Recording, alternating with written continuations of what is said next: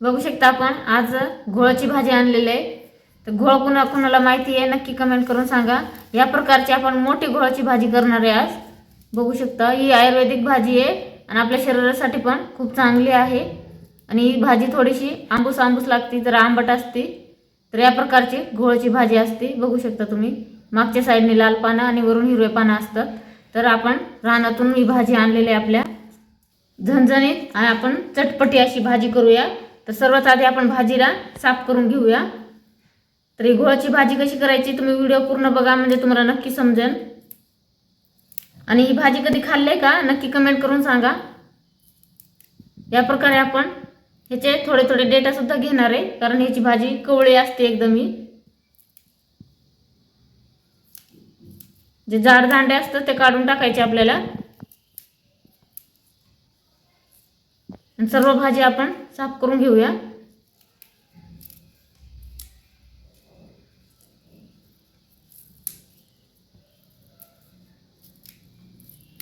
बघू शकता अशी साफ करून घ्यायची आपल्याला। इथं एक बाउल घेतले, त्याच्यात आपण साईडला टाकूया।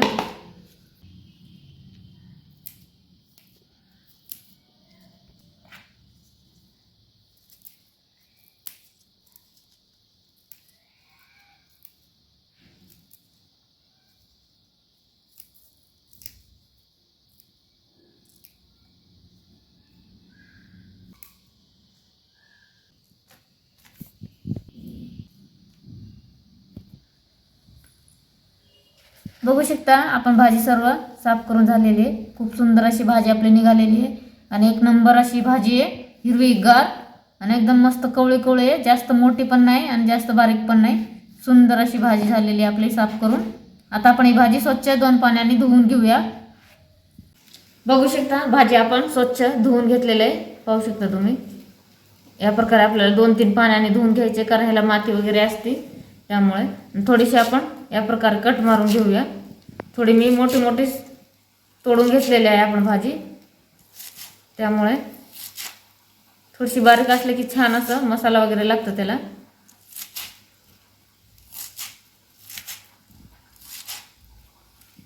ही भाजीची चव खूप छान लागते बनवल्यानंतर। एकदा तुम्ही पण नक्की बनवून ट्राय करा, खूप सुंदर अशी भाजी लागते।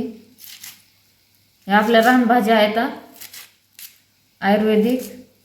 आपण थोडीशी भाजी बारीक करून घेतलेले। आता आपण फोडणी घालूया।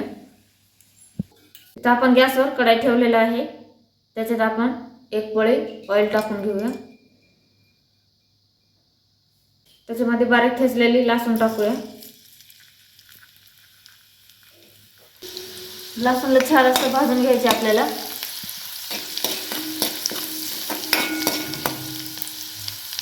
त्याच्यात थोडीशी मोहरी टाकूया।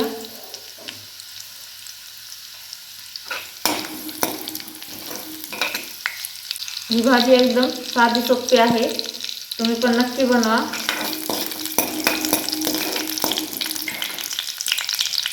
याच्यात आपण थोडीशी हळद टाकूया आणि 1 चमच लाल तिखट।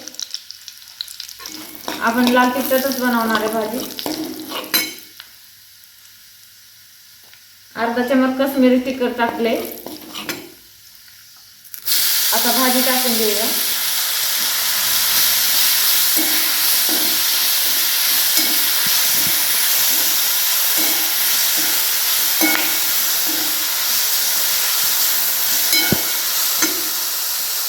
भाजीला छान असं परतून घ्यायचे मसाल्यातच। म्हणजे पाणी वगैरे काही ऍड नाही करायचे आपल्याला, पाणी सुटतं भाजीला। 2 मिनिटं परतून घेऊया।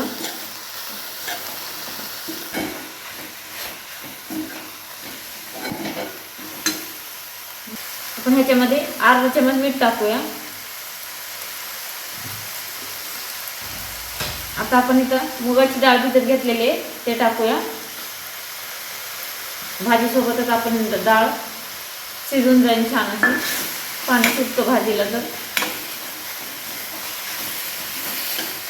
बघू शकता तुम्ही पाणी किती सुटलेलं आहे आपल्या भाजीमध्ये।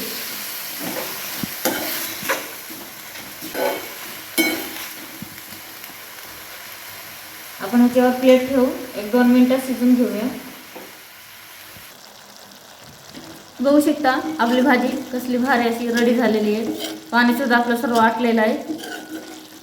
या प्रकारे आपल्याला भाजी बनवून घ्यायची आहे, कारण या भाजीत खूप जास्त पाणी असतो, त्यामुळे अजिबात भाजीत पाणी टाकायचं नाही. जर भाजी पातळ करायचं असेल तर तुम्ही एक्स्ट्राचं पाणी टाकू शकता. जर सुकी करायचं असेल तर पाणी टाकू नका अजिबात.